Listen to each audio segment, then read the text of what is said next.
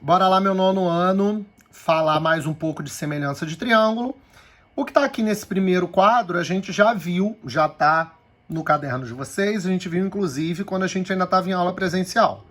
Triângulos são semelhantes, quando eles têm os mesmos ângulos internos e os lados são proporcionais. E a minha dica é sempre você procurar os ângulos que sejam de mesma medida, os ângulos que sejam congruentes. E aí vamos dar continuidade a essa ideia dos triângulos semelhantes, com os chamados teoremas da semelhança, teorema 1 e o teorema 2.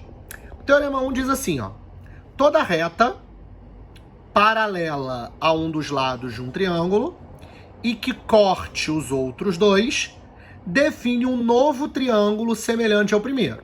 E aí, aproximando um pouco aqui, a gente observa que, de fato, como a reta DE é paralela ao segmento BC, o ângulo B e o ângulo D têm a mesma medida, porque são paralelas cortadas por transversais.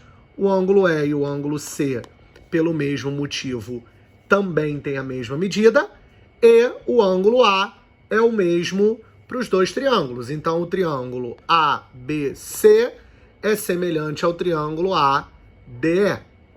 E a observação 2, que é o teorema 2 da semelhança de triângulo, é o que a gente em matemática chama de recíproca do teorema, ou seja, é como se fosse o caminho de volta do teorema anterior, que diz assim, toda reta ou segmento de reta que corte dois lados de um triângulo, dividindo-o de forma proporcional, é paralela ao terceiro lado. Ou seja, se essa reta divide o lado AB em dois pedaços proporcionais e divide o lado AC em dois pedaços na mesma proporção do que os dois anteriores, eu posso concluir que a reta DE vai ser paralela ao segmento BC. Então, esses dois teoremas é para a gente poder justificar a ideia da semelhança de triângulo.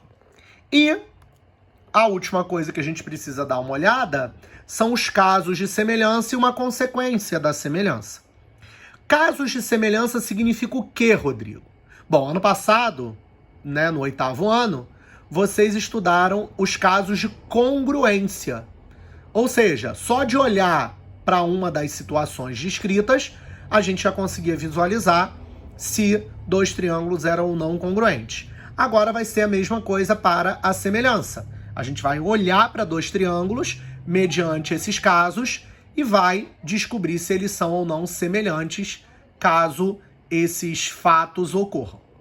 Primeiro caso de semelhança é o caso mais comum de acontecer, que é o caso ângulo-ângulo. O que significa isso? Se eu tenho dois ângulos de um triângulo medindo a mesma coisa que os dois ângulos de outro triângulo, com certeza absoluta esses dois triângulos são semelhantes. Ué, Rodrigo, mas por quê? Muito simples. Dois ângulos de um triângulo, o terceiro ângulo tem uma determinada medida. Os dois ângulos são iguais aos ângulos de outro triângulo.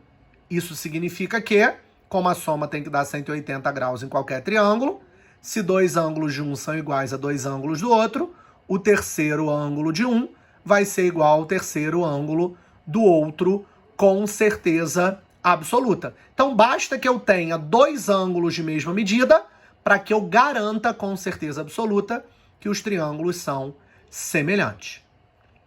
Segundo caso de semelhança de triângulos, diz que se eu tenho um lado de um triângulo proporcional a um lado de outro lado proporcional a um outro lado de outro triângulo, e o ângulo entre esses lados proporcionais tem a mesma medida, esses triângulos são semelhantes. E esse é o caso que a gente chama de lado, ângulo, lado. Então, um par de lados proporcional, outro par de lados proporcional, e o ângulo entre esses pares de lados tem que ser o mesmo nos dois triângulos para eu garantir a semelhança.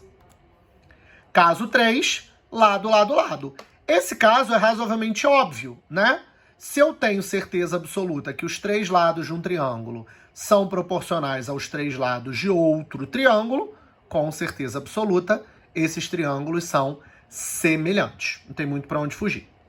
E a consequência que eu comentei é a chamada base média de um triângulo. O nome é autoexplicativo, galera. Fica de olho.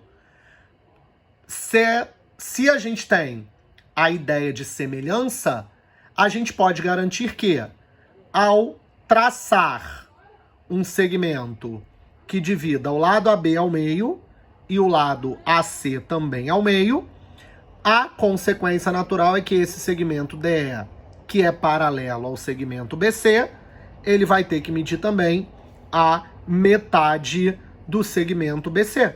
Então, basicamente, a ideia é: a base média é o segmento que liga os pontos médios de dois lados de um triângulo, e a consequência natural é: essa base média é paralela ao terceiro lado do triângulo e ela mede a metade desse terceiro lado do triângulo.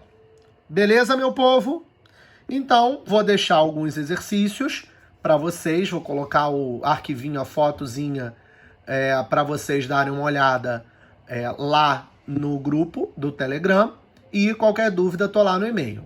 Beleza, meu povo? Até mais, então.